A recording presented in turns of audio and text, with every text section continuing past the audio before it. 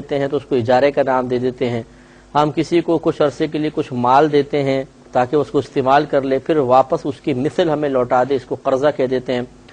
تو اس طریقے سے یہ چیزیں جو ہمارے باہم آپس میں طے کرنے کی وجہ سے، باہم کچھ عمل کرنے کی وجہ سے ہمارے وجود میں آتی ہیں، انہیں معاملات کا نام دے دیتے ہیں. تو یہ آپ کو بتایا تھا کہ معاملات کے سلسلے میں ہر ایک کی خبر کا اعتبار ہے، چاہے وہ کافر ہو، فاسق و فاجر مسلمان ہو یا عادل مسلمان ہو. اور اس میں عدد کی کوئی شرط نہیں ہے، ایک آدمی بھی خبر دے تو معتبر ہے. یہ نہیں کہ دو آدمی، جیسے گواہی کا نصاب ہوتا ہے کہ ایک مرد دو عورتیں یا دو مرد گواہی دیں، ایسا نہیں ہے. اس میں عدد بھی شرط نہیں ہے. لہذا مثال کے طور پہ ایک شخص ہے، اس نے کسی کو کہا کہ یہ آپ پیسے لو اور میری طرف سے خریداری کر لو، یہ وکیل بنانا ہوا. اب یہ گیا وکیل، راستے میں اچانک ایک شخص آ جاتا ہے جو فاسق و فاجر، اور آ کر کہتا ہے کہ جی آپ کے موکل نے مجھے بھیجا ہے کہ آپ یہ سودا نہ کریں، وہ منع کر رہے ہیں. تو یہ وکیل کو معزول کرنا ہوا، اور معزول کرنے کے سلسلے میں یعنی خبر اگر آ کر دے رہا ہے تو خبر کے سلسلے میں اس کا اعتبار کیا جا سکتا ہے.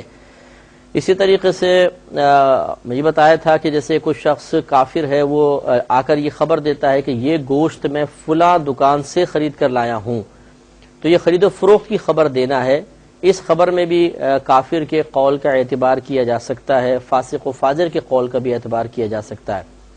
لیکن آپ کو بتایا تھا کہ اس میں ایک شرط مزید بڑھا دی جاتی ہے کہ اگر مسلمان عادل خبر دے گا تو اس کی خبر کا ماننا واجب ہے، اور اگر کافر یا فاسق و فاجر یعنی اعلانیہ گناہ کرنے والا خبر دے گا تو پہلے سوچیں، غالب گمان کریں کہ یہ سچ بول رہے ہیں کہ جھوٹ. اگر سچ کی طرف زیادہ مطلب ہمارا دھیان جا رہا ہے یا دل گواہی دے رہا ہے کہ ہاں سچ کہہ رہے ہوں گے تو ان کی خبر مانی جائے گی، اور اگر جھوٹ کی طرف غالب گمان ہو کہ جھوٹ بول رہے ہیں تو پھر ان کی خبر کا اعتبار نہیں کیا جائے گا. اور دیانات کے سلسلے میں کسی کافر یا فاسق و فاجر کی خبر کا کوئی اعتبار نہیں ہوگا، صرف مسلمان اور وہ بھی عادل شخص ہونا چاہیے. عادل کی تعریف آپ کو بتائی تھی کہ جس کا ظاہر شرع کے موافق ہو، وہ اعلانیہ کوئی گناہ نہ کرتا ہو، بے مروتی والے کام اعلانیہ طور پہ نہ کرتا ہو، اسے مسلمان عادل کہتے ہیں.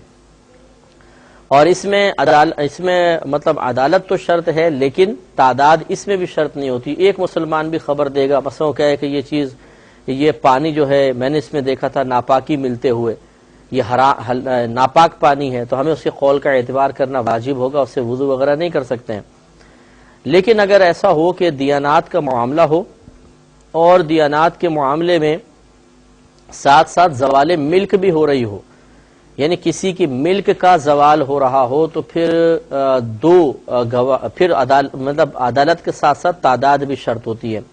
مثال کے طور پہ ایک شخص آ کے، ایک لڑکا لڑکی کی شادی ہو رہی ہے اور وہ آ کے خبر دیتا ہے کہ جی یہ لڑکی آپ کے لیے حلال نہیں ہے. کیوں؟ اس لیے کہ بچپن میں ایک ہی عورت نے تم دونوں کو دودھ پلایا ہے. اب یہ دیانات کے بارے میں خبر ہے کیونکہ حلت حرمت کے مسائل دیانات سے تعلق رکھتے ہیں، لیکن اس میں زوال ملک بھی ہے کہ یہ بیوی جو ہے شوہر کی ملک سے باہر نکل رہی ہے، تو اس میں ایک شخص کی گواہی معتبر نہیں، بلکہ اب وہی دو مرد یا ایک مرد اور دو عورتیں گواہی دیں گے تو معتبر ہے، ورنہ اس کا اعتبار نہیں کیا جائے گا. ایک کالر ہمارے ساتھ ہیں. السلام علیکم. السلام علیکم. السلام علیکم. جی وعلیکم السلام. جی میرا سوال ہے کہ اگر ہم عشاء کی نماز پڑھ رہے ہیں اور وطروں کے آخری سجدے میں وضو ٹوٹ جائے تو ساری نماز دوبارہ پڑھنی پڑتی ہے؟ اور دوسرا یہ ہے کہ مجھے کسی نے کہا تھا کہ بالوں کا جوڑا بنا کے نماز پڑھے تو وہ نماز نہیں ہوتی. جی اور تیسرا یہ ہے کہ فراق کیا دوزخ کا لباس ہے؟ کیا چیز؟ فراق؟ جی یہ جو عورتیں فراق پہنتی ہیں بچیاں؟ جی وہ والا کیا دوزخ کا لباس ہے؟ اچھا. اور یہ کہ ہمارے کسی رشتہ دار نے نا کسی نے ان سے پیسے ادھار لیے تھے. اچھا. تو وہ نا انہوں نے واپس نہیں کیے، تو انہوں نے ان کا نا سونے کا سیٹ لے لیا. اب وہ کیا کریں؟ وہ پیسے نہیں دے رہے اور یہ سیٹ نہیں دے رہے سونے کا. اب وہ کہہ رہے کہ میں ان سے خرید لوں اور جتنے پیسے بنیں گے وہ میں نے واپس کر دوں. وہ کیا کرنا ہے؟ اچھا ٹھیک ہے، میں عرض کرتا ہوں. ایک اور کالر ہمارے ساتھ ہیں. السلام علیکم. السلام علیکم مفتی صاحب. وعلیکم السلام. میرا پہلا سوال یہ ہے کہ کوکنگ آئل یا شہد میں لال بیگ گر کر مر گیا تو اب ان کے استعمال کا کیا حکم ہوگا؟ کوکنگ آئل میں ڈبکی لگا دی اس نے؟ جی کوکنگ آئل یا شہد میں. شہد میں بھی؟ جی. اچھا. دوسرا سوال یہ ہے کہ زوال سے پہلے قضا نماز پڑھنی شروع کی، نماز مکمل کرنے کے بعد دیکھا کہ دوران نماز زوال کا وقت شروع ہو گیا تھا، کیا یہ نماز ہو جائے گی؟ جی اور تیسرا سوال یہ ہے کہ امام صاحب نماز مکمل کر چکے تھے، صرف سلام پھیرنا رہ گیا تھا، تو مقتدی نے اس خوف سے کہ کہیں میرا وضو نہ ٹوٹ جائے امام سے پہلے سلام پھیر دیا، کیا اس کی نماز ہو گئی؟ اور ایک سوال میرا یہ ہے کہ میں نے کسی کتاب میں یہ پڑھا تھا کہ کپڑے میں اس طرح لپٹ جانا کہ ہاتھ بھی باہر نہ ہو نماز میں مکروہ تحریمی ہے۔ اب میں جو نماز پڑھتی ہوں چادر اوڑھ کے وہ اتنی بڑی ہے کہ اس میں انگلیاں سمیت میرے پورے ہاتھ چھپ جاتے ہیں، کیا میری نماز مکروہ تحریمی ہو جاتی ہے؟ ٹھیک ہے۔ اور ایک سوال میرا یہ ہے کہ سجدے سے اٹھتے ہوئے دونوں ہاتھوں کو زمین پر سہارا دے کے اٹھے تو ہاتھوں کی کچھ انگلیاں چٹک گئیں، تو اب اس نماز کا کیا حکم ہوگا؟ اور بس شکریہ، السلام علیکم۔ ٹھیک ہے، کرتا ہوں۔ ایک مزید کالر ساتھ ہے۔ السلام علیکم۔ وعلیکم السلام۔ وہ میں یہ پوچھ رہی تھی کہ ناپاکی میں مہندی لگا سکتے ہیں؟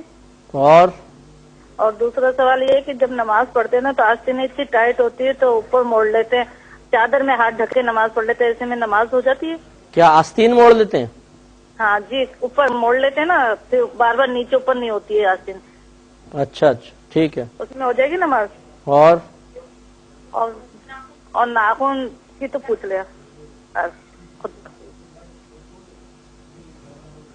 السلام علیکم۔ جی مفتی صاحب، مجھے آپ سے یہ پوچھنا تھا، یہ پلاسٹک کی کون سی چیزیں ہیں یہ پاک ہو سکتی نہیں کلمہ وغیرہ پڑھتے؟ اور ناپاک عورتوں کا بارے میں مجھے بتا دیجیے گا۔ کیا چیز؟ کیا غسل وغیرہ کیسے پاک ہوتی؟ اچھا ٹھیک ہے۔ یہ ناپاک عورتیں جو غسل وغیرہ کرتی ہیں اس کا طریقہ کار بھی مجھے بتا دیجیے گا۔ ٹھیک ہے، اور صحیح ہے، اور بس یہ مہربانی۔ ٹھیک ہے، السلام علیکم۔ ایک کال اور لیں گے۔ السلام علیکم۔ ہیلو، السلام علیکم۔ السلام علیکم۔ وعلیکم السلام۔ وہ مفتی صاحب ایک سوال پوچھنا تھا آپ سے۔ جی فرمائیں۔ وہ میرے شوہر نے مجھے ایک طلاق دے دی تھی، جی اس کے بعد انہوں نے مجھے یہ کہا کہ اگر تم نے اپنے ان کزن کا نام لیا تو تمہیں خود بخود طلاق ہو جائے گی۔ جی میں ایک کزن کی بہت تعریف کرتی تھی، تو پھر میں نے پھر اس کے بعد نام نہیں لیا، میں بہت روئی، تو پھر 2 دن بعد انہوں نے مجھے کہا کہ اب نہیں ہوگی طلاق، تو مجھے طلاق ہو گئی یا نہیں؟ پھر آپ نے لے لیا نام؟ پھر انہوں نے مجھے بعد میں یہ کہہ دیا کہ میں اس شرط سے تمہیں آزاد کرتا ہوں۔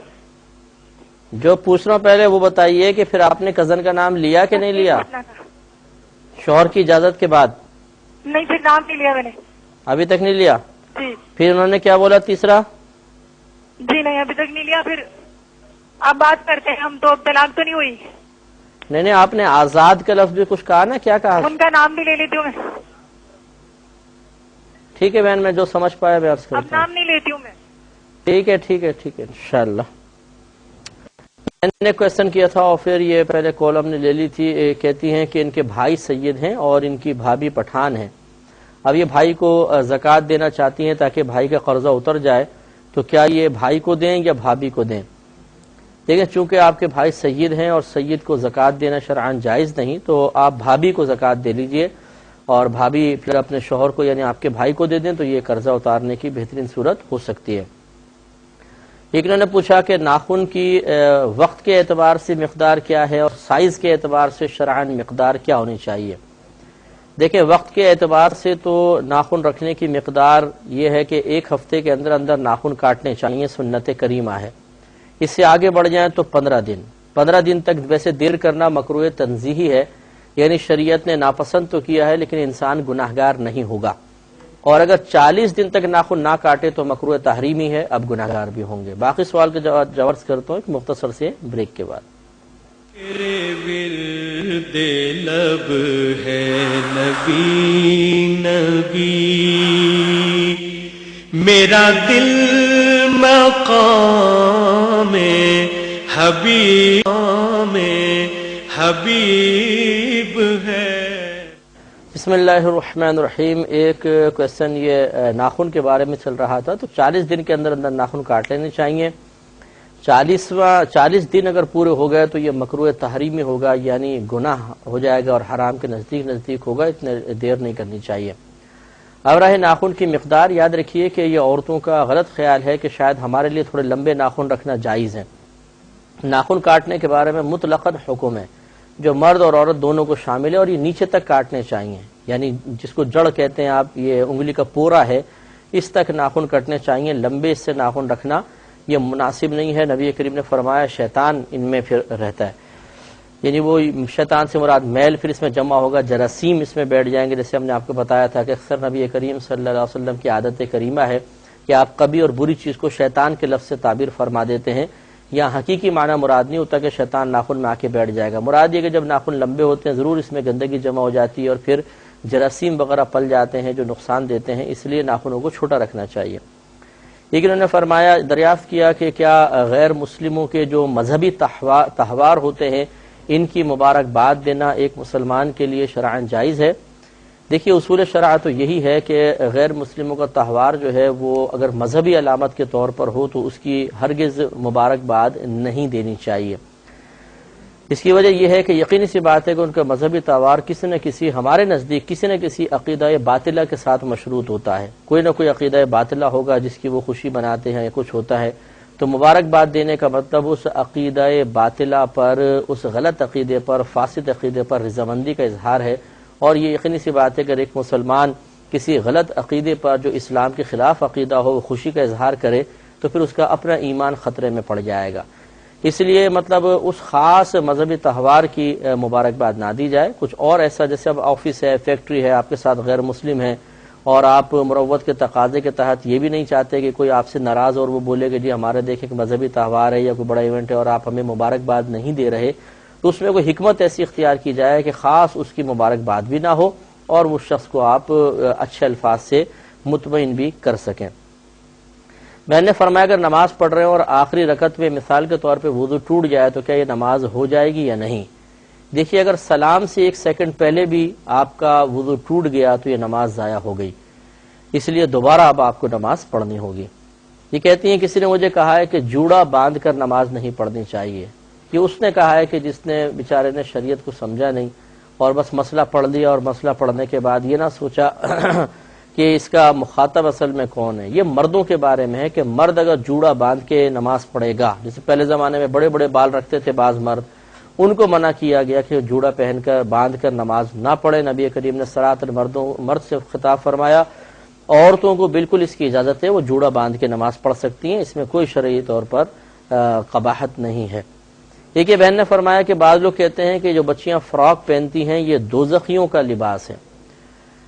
مسئلہ یہ ہے کہ وہی جہالت کی بات ہی بتائیے کہ یہ کپڑا وہاں پہ دوزخ میں باقی کیسے رہے گا؟ وہاں تو کھال 1 منٹ کے اندر تقریباً 6000 بار جل جائے گی، تو یہ فراک کیسے پہن کے وہ سارے فراک پہن کے گھوم رہے ہوں گے جہنم کے اندر؟ جہنمی سوچنے والی بات ہے۔ تو وہاں کوئی کپڑے وغیرہ اور کچھ بھی نہیں ہوں گے، وہ بالکل برہنہ ہوں گے اور مسلسل ان کو عذاب ہو رہا ہوگا۔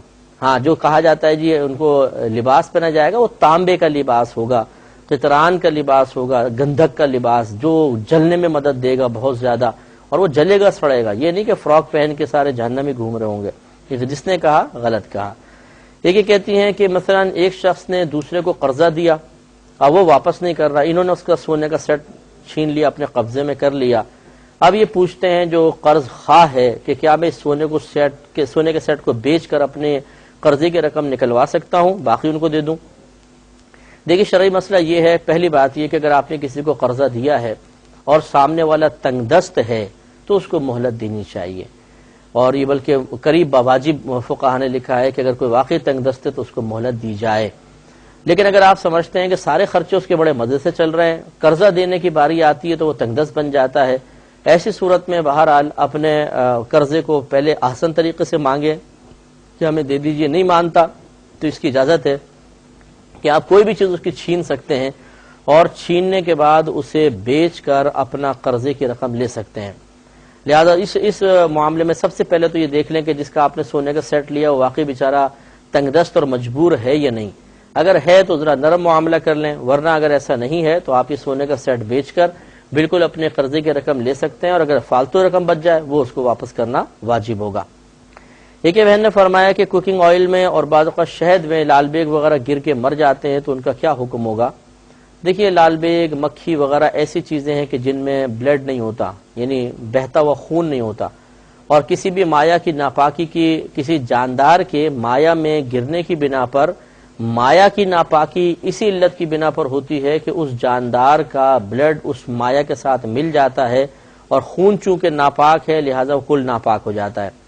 اب ان میں چونکہ لال بیگ مکھی مچھر کے اندر خون ہوتا ہی نہیں ہے، لہذا اگر یہ گر بھی جائیں تو اس سے کوئی فرق نہیں پڑتا ہے، وہ آپ کا آئل وغیرہ بالکل پاک رہے گا، اتنا حصہ نکال کے پھینک دیں اور باقی کو آپ استعمال کر لیں۔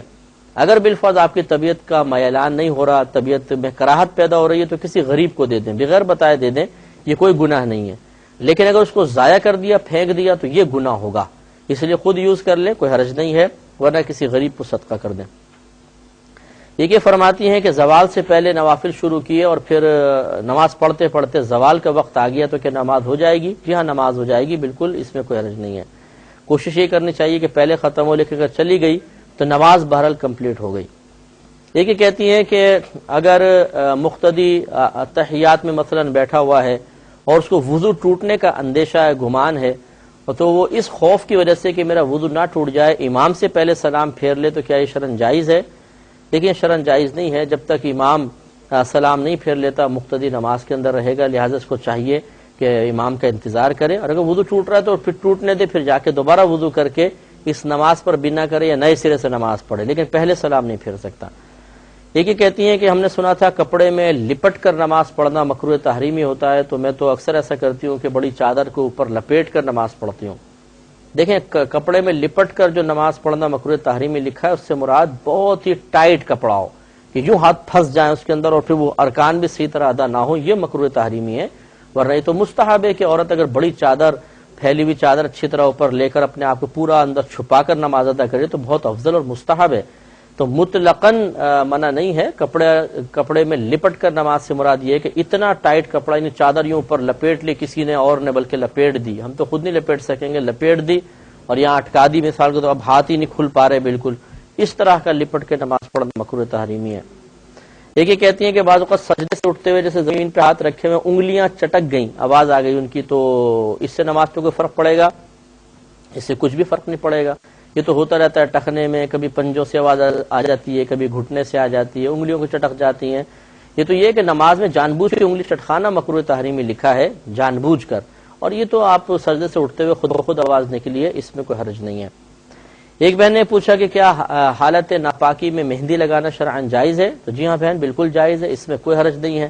اور جو خواتین نے اپنے ذہن سے علتیں اور بہت سی چیزیں مسائل نکال کے بتانا شروع کر دیتی ہیں کہ جی آپ نے حالت ناپاکی میں اگر مہندی لگائی تو وہ رنگ ہاتھ میں لگ جائے گا، اور پھر جب آپ غسل جنابت کریں گی تو پھر یہ چونکہ رنگ لگا ہوا ہے تو آپ کا غسل نہیں اترے گا، یہ سب جاہلانہ باتیں ہیں، کیونکہ ناپاکی جو ہمارے بدن پر آتی ہے، جنابت کی شکل میں ہو یا حیض و نفاس کی شکل میں ہو، یہ نجاست حکمیہ کہلاتی ہے، یہ نجاست حقیقیہ ہے ہی نہیں۔ حقیقیہ کا مطلب ایسی نجاست جس کو آپ دیکھ سکیں، جسے آپ چھو سکیں، جس کی کوئی اسمیل وغیرہ ہو۔ اگر ایسا ہوتا تو مہندی اوپر آ کر اس کو چھپا لیتی تو پھر کچھ سمجھ میں آتا بھی۔ یہ تو نجاست حکمیہ ہے کہ نہ یہ نظر آتی ہے، نہ اس کی اپنی اسمیل ہے، نہ اس کو آپ چھو سکتے ہیں، یہ تو شریعت نے حکم دے دیا ناپاکی ہے، تو ہم نے کہا ناپاکی ہے، اور ہمیں نظر نہیں آتی، ہمیں نہیں پتا کہ حقیقتاً ناپاکی ہے یا نہیں، اور اگر شریعت نہ بتاتی تو ہم کبھی بھی اس کو ناپاکی قرار نہ دیتے۔ تو اس لیے اس میں اگر مہندی لگ بھی گئی تو نجاست حکمیہ کچھ چھپ نہیں جاتی ہے، اس لیے اس قسم کے مسائل بہنوں کو چاہیے کہ ہوشیاری دینی مسائل میں نہ دکھایا کریں۔ ہماری معذرت کے ساتھ آپ کو کوئی لفظ برا لگے تو ہمیں معاف کیجیے گا کہ یہ مطلب آپ کے دنیاوی معاملے میں ذہن کی تیزی اپنے مقام پر، لیکن جب معاملہ شریعت کا آئے تو اپنے ذہن سے کوئی مسئلہ نہیں بتانا چاہیے۔ اگر آپ بتائیں گے کہ جی یہ شرعی مسئلہ ہے تو اس کا مطلب ہے آپ یہ کہہ رہے ہیں کہ اللہ تعالیٰ اور اس کے رسول نے یہ فرمایا، اور اللہ تعالیٰ اور اس کے رسول نے اگر وہ نہیں فرمایا تو آپ نے اللہ کی طرف بھی جھوٹ منسوب کر دیا، نبی کریم صلی اللہ علیہ وسلم کی طرف بھی جھوٹ منسوب کر دیا، اور رحمت کونین صلی اللہ علیہ وسلم ارشاد فرماتے ہیں کہ جس نے مجھ پر جان بوجھ کر جھوٹ باندھا وہ اپنا ٹھکانہ جہنم میں بنا لے، اور اللہ تعالیٰ نے قرآن میں فرمایا کہ اس سے بڑھ کر ظالم کون جو اللہ تعالیٰ کی طرف جھوٹ منسوب کرے، مفہوم آیت ہے۔ تو اس لیے اس قسم کی حرکات نہ کریں۔ بعض وقت خواتین کی مجلس و محفل میں مرکز نگاہ بننے کے لیے بعض خواتین اسی طرح الٹے سیدھے مسئلے بیان کرتی ہیں تاکہ عورتیں مروب اور متاثر ہو جائیں، اور جب وہ دیکھتی ہیں کہ عورتیں متاثر ہو کر ان کو اپنا مرجع بنا رہی ہے اور ان سے مسائل معلوم کر رہی ہیں تو بڑی خوشی اور حفظ نفس محسوس ہوتا ہے، لیکن یہ نہیں سوچتی کہ اس طرح غلط سلط مسائل بتانے کے بعد اپنی آخرت کی بربادی کا کتنا وہ سامان کر رہی ہیں، اور یہ تھوڑی سی عزت حاصل کرنے کے لیے جو حقیقتاً عزت نہیں ہے، جھوٹی عزت ہے۔ اور عارضی عزت ہے، اس کے لیے اللہ اور رسول کی طرف جھوٹ منسوب کرنے کو اپنے لیے حلال کر لینا میرے خیال میں یہ نفع بخش سودا نہیں ہے، اس پہ تھوڑا توجہ کیجیے۔ ایک بہن نے فرمایا کہ آستین موڑ کر کیا نماز پڑھ سکتے ہیں؟ جس اندر آستین موڑ دی، اوپر چادر لپیٹ لی، تو کیا یہ شرعاً جائز ہے؟ تو ایسا نہ کریں، کیونکہ آستین موڑنے سے کپڑا الٹا ہو جائے گا، اور الٹا کپڑا پہن کر نماز پڑھنے سے نبی کریم صلی اللہ علیہ وسلم نے منع فرمایا، اس لیے آپ حتی الامکان آستین کو کھول کر نماز پڑھیں۔ بہن نے فرمایا کہ کیا پلاسٹک کی چیزیں جو ہیں کیا یہ پاک ہو سکتی ہیں کہ نہیں، اور کیا ان کو پاک کرنے کے لیے کلمہ پڑھنا پڑے گا؟ دیکھیے یہ بھی ایک خواتین میں غلط مسئلہ مشہور ہے کہ پلاسٹک کی چیز کبھی پاک ہو ہی نہیں سکتی۔ یہ پتہ نہیں کون ان کو مسئلے بتاتا ہے اور کیوں یہ غلط مسئلے عام ہو جاتے ہیں۔ یہ بالکل ایسی کوئی بات نہیں ہے، دنیا کی کوئی بھی چیز ایسی نہیں ہے جو پاک نہ ہو سکے۔ لہذا پلاسٹک کی بالٹی ہے، وہ بھی عام پانی کی طرح، جیسے عام بالٹیوں کی طرح ہے، لوہے کی بالٹیاں پاک ہوتی ہیں، ایسی پاک ہوں گے۔ طریقہ میں عرض کر دیتا ہوں ایک مختصر سے بریک کے بعد۔ میرے میرا دل مقام حبیب ہے۔ بسم اللہ الرحمن الرحیم، پہلے کال لیتے ہیں پھر انشاءاللہ جوابات۔ السلام علیکم۔ وعلیکم السلام، مفتی صاحب کیا حال ہے؟ جی اللہ کا بڑا کرم۔ بہت مدت کے بعد کال ملی ہے، جب سے پروگرام دیکھ رہے ہیں نا جی۔ اچھا ہاں، جنگ سے بول رہا ہوں جی میں۔ اچھا ماشاءاللہ۔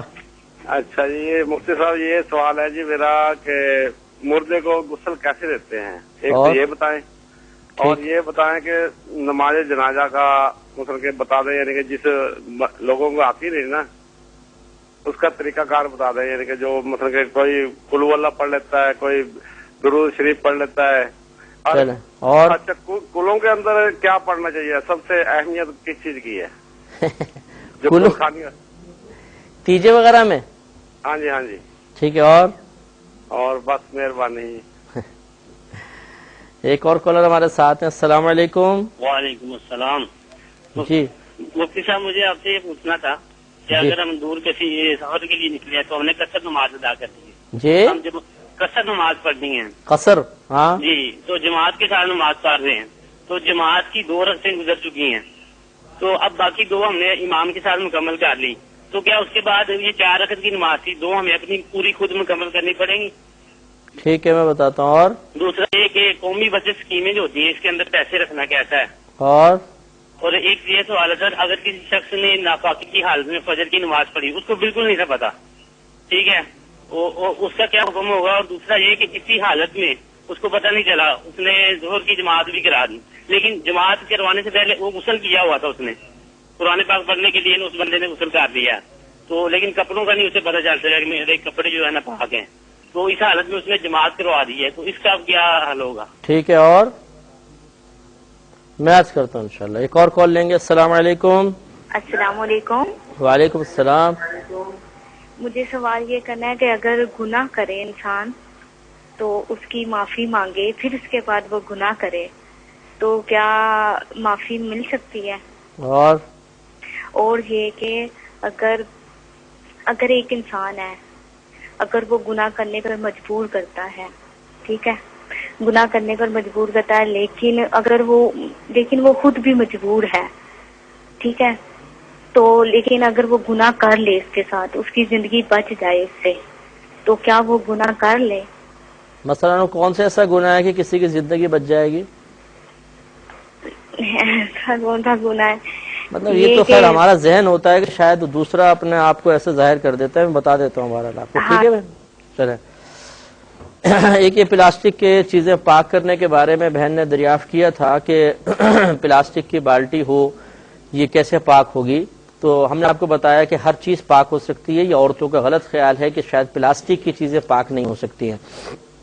اس کا طریقہ یہ ہے کہ بالٹی کے باہر کوئی ناپاکی لگی ہوئی ہے تو آپ نل کا کھول دیں، جہاں پہ جگہ پہ ناپاکی ہے بس اس پہ پانی کی دھار گرنے دیں، جب وہ بہہ جائے گی، جب آپ کو یقین ہو کہ یہ پانی گرنے والا پانی نجاست کو اپنے ساتھ بہا کر لے گیا، بالٹی پاک ہو گئی۔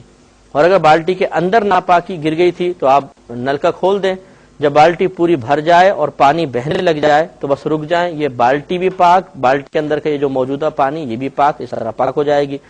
اور یاد رکھیں کہ نجاست چاہے حقیقیہ ہو چاہے حکمیہ، یعنی نظر میں آنے والی ہو، نظر آنے والی ہو، یا شریعت اس کو ناپاک کہے نظر نہیں آتی، دونوں میں کلمہ پڑھنا کوئی ضروری نہیں ہے، کلمے کا پاکی سے کوئی تعلق نہیں ہے۔ یہ غلط خیال ہے کہ جی حیض سے غسل کر رہی ہیں، نفاس سے غسل کر رہی ہیں، جنابت سے غسل کر رہی ہیں، یا کپڑے پاک کر رہی ہیں تو کلمہ پڑھنا چاہیے، سب غلط ہے۔ کلمے کا تلفظ یہاں پہ کرنے کی کوئی حاجت نہیں ہے۔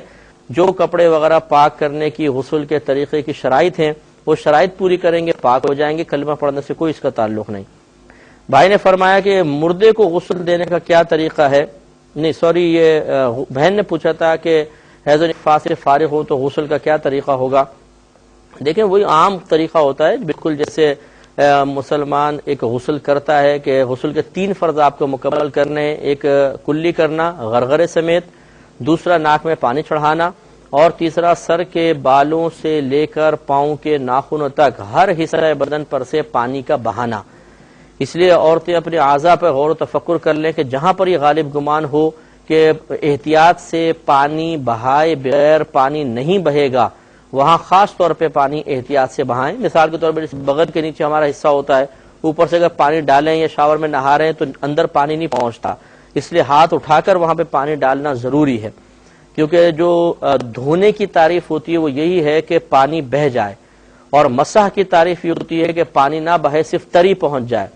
تو اگر بالفرض اوپر سے آپ نے یہ پانی بہایا اور یہاں صرف تری پہنچی، اصل میں پانی بہا نہیں، تو غسل نہیں ہوگا۔ بس یہ احتیاط کر کے پورا اس طرح غسل کیجئے۔ یہ کہتی ہیں کہ ان کے شوہر نے پہلے ان کو ایک طلاق دی، پھر غالباً یہ کہا کہ اگر تم اپنے فلاں قزن کا نام بھی لوگی تو خود بخود تمہیں طلاق ہو جائے گی۔ پھر شوہر کو شاید رحم آ گیا اور انہوں نے کہا اچھا میں اپنا قول واپس لیتا ہوں، اب تمہیں طلاق نہیں ہوگی، اب تم نام لے سکتی ہو۔ دیکھیے اچھی طرح یاد رکھیں کہ جب شوہر طلاق کو کسی چیز پر مشروط کر دے، جیسے شوہر نے کہا قزن کا نام لوگی تو تمہیں طلاق ہو جائے گی، یہ مشروط کر دیا۔ مشروط طلاق کو تعلیق طلاق کہتے ہیں، یعنی طلاق کو معلق کرنا، تو یہ تعلیق طلاق ہے۔ اور طلاق کو جب شوہر معلق کر دے، مشروط کر دے، تو یاد رکھیں ایک تیر ہے جو ہاتھ سے نکل گیا، وہ خود بھی واپس نہیں لے سکتا۔ لہذا شوہر صاحب کو یہ سمجھنا کہ شاید شریعت اب میرے ہاتھ میں آ گئی اور میں جیسے چاہوں کر لوں، غلط ہے۔ اگر انہوں نے بیوی کو کہہ دیا تھا تم نے قزن کا نام لیا تمہیں خود بخود طلاق ہو جائے گی، تو اب یہ قول کبھی واپس نہیں لے سکتے۔ اب اگر زوجہ کبھی بھی نام لے گی فوراً طلاق واقع ہو جائے گی۔ ہاں یہ ہے کہ ایک طلاق رجعی واقع ہوگی، اس قسم کی شرائط طے کرنے میں احتیاط کرنی چاہیے، کیونکہ اب دیکھیں تیر کمان سے نکل گیا، معلوم نہیں تھا، اب وہ خلاف شرع طریقے سے چاہ رہے تھے کہ شاید طلاق نہیں ہوگی، خود علم نہیں ہوگا لیکن بہرحال طلاق تو پڑ جائے گی۔ اس لیے اچھی طرح یاد رکھیں کہ جب شوہر طلاق کو کسی فعل پر مشروط کر دے تو اس مشروط کرنے کے بعد وہ اپنے قول کو واپس نہیں لے سکتا۔ یا تو عورت ساری زندگی احتیاط کے ساتھ گزارتی رہے اور اس صورتحال کو آنے ہی نہ دے جس کے جواب میں طلاق واقع ہو، اور یا پھر خدا نخواستہ اگر اس سے کبھی بھی یہ فعل صادر ہوگا طلاق واقع ہو جائے گی۔ ایک مختصر سا بریک مزید لیں گے، ہمیں یقین ہے آپ ہمارے ساتھ ہی رہیں گے۔ میرے ورد لب ہے نبی نبی، میرا دل مقام میرا دل مقام حبیب ہے۔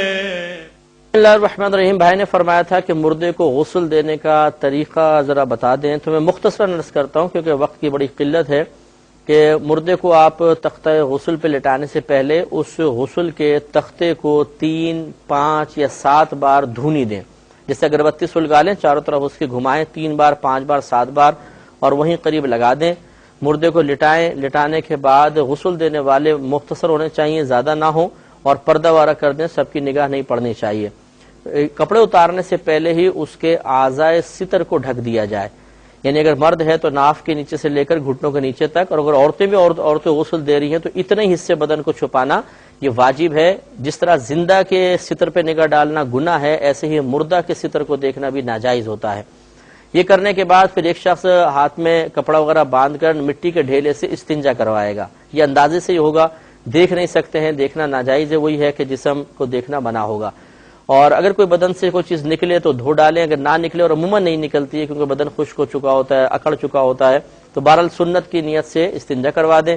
اس کے بعد میت کو وضو کروائیں گے۔ وضو میں صرف پہلے چہرہ دھوئیں گے، پھر دونوں ہاتھ کونیوں سمیت سر کا مسح کریں گے اور دونوں پیر دھو دیں گے۔ اس میں کلی کرنا، ناک میں پانی چڑھانا نہیں ہے، لیکن اگر چاہیں تو فقہاء نے فرمایا کہ روئی گیلی کر کے اور دانتوں میں پھیر دیں اور ناک میں نتھنے میں اس طرح کرنا چاہیں تو کر سکتے ہیں۔ اس کے بعد چہرے اور سر کو کسی پاک صابن سے اچھی طرح دھو لیں۔ اس کے بعد پھر اس کو الٹی کروٹ لیٹائیں کہ سیدھی کروٹ اوپر ہو جائے، ستر کا لحاظ رکھیں، ستر نہیں کھلنا چاہیے، اور سر سے لے کر پاؤں تک پورے حصے بدن پر پانی بہا دیں۔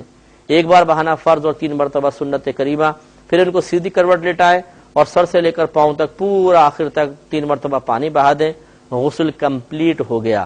اب مستحب طریقہ یہ ہے کہ تھوڑا سا اگر بیٹھ سکتی ہو میت بٹھائیں اور ہلکے سے ہاتھ سے پیڑ دبائیں، کوئی اگر نجاست ہو تو نکل جائے گی، اس کو دھو دیں، دوبارہ غسل کا اعادہ کرنے کی لوٹانے کی حاجت نہیں ہے، اور نہ نکلے تو سنت پوری کر کے اب ایک دفعہ کافور ملا ہوا پانی سر سے لے کر پاؤں تک مکمل طور پہ بہا دیں، بس غسل کمپلیٹ ہو گیا۔ جنازے کا طریقہ، جنازے کے اندر 4 تکبیرات ہوتی ہیں۔ پہلے نیت کریں گے، نیت کرتا ہوں نماز جنازہ فرض کفایہ، پیچھے سے امام کے منہ قبلہ شریف کی طرف، پہلی تکبیر امام لگائے گا، ہم بھی لگائیں گے اور ہاتھ اٹھائیں گے، ہاتھ باندھ لیں گے۔ سب سے پہلے ثنا پڑھتے ہیں۔ اس میں تبدیلی یہ ہوتی ہے کہ عام جو نماز کی ثنا ہے اس میں سبحانک اللہم و بحمدک و تبارک اسمک و تعالی جدک ولا الہ غیرک ہے، لیکن اس میں ولا الہ غیرک سے پہلے وہ جل ثناؤک کہیں گے، وجل ثناؤک ولا الہ غیرک۔ پھر اس کے بعد دوسری تکبیر ہوگی، تکبیر میں ہاتھ نہیں اٹھائیں گے، ہاتھ بندے رہیں، بس اللہ اکبر آپ بھی زبان سے کہیں۔ اس کے بعد درود ابراہیمی پڑھیں گے، پھر تیسری تکبیر لگے گی، اس کے بعد میت کی خاص دعا پڑھنی ہے۔ اگر دعا یاد نہیں ہے تو اللہم اغفر لی یا اغفر لک اغفر لک اغفر لک اس طرح کہہ دیں کہ اللہم اغفر لہو اللہم اغفر لہو، یوں کہہ دیں کہ اللہ تعالیٰ اس کی مغفرت فرما، اس کی مغفرت فرما، بالکل صحیح ہے۔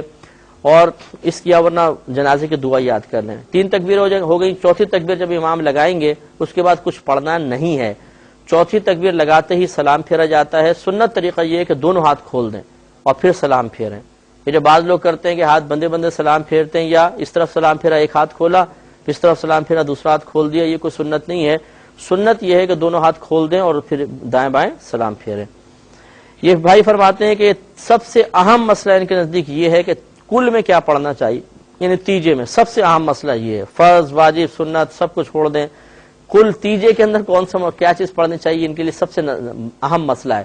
یہ کوئی اہم مسئلہ نہیں ہے، بالکل ایک عام سی بات ہے کہ تیجے کی اصل یہ ہے کہ تیسرے دن لوگوں کا جمع ہو کر مردے کے لیے ایصال ثواب کا اہتمام کرنا، اور جب شریعت نے ایصال ثواب کی غرض سے کسی خاص عمل کو متعین نہیں کیا تو پھر ہمیں بھی کوئی ضرورت نہیں ہے، جو آ کے پڑھنا چاہیں، کلمہ پاک پڑھیں، درود شریف پڑھیں، قرآن عظیم پڑھیں اور اس کا ثواب مردے کو بخش دیں، کافی ہے۔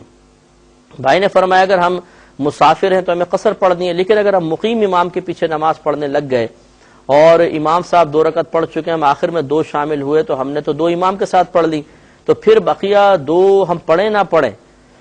تو یہ دیکھیں آپ کے ذہن میں جو یہ وسوسہ پیدا ہوا اس لیے کہ شاید آپ نے یہ سمجھا کہ مسافر جس طرح اکیلے نماز پڑھے تو قصر کرتا ہے، اسی طرح مقیم امام کے پیچھے بھی وہ نماز پڑھے گا تو اسے قصر ہی کرنی ہوگی۔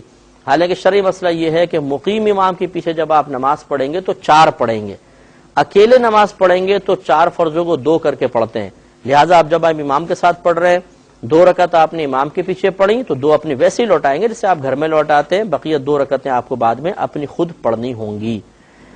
ایک بھائی نے فرمایا کہ یہ جو پیسے فکس کروا دیتے ہیں بینک میں 1 سال کے لیے، 2 سال کے لیے، 3 سال کے لیے اور پھر وہ پروفٹ کے ساتھ ملتے ہیں، کیا یہ صحیح ہے؟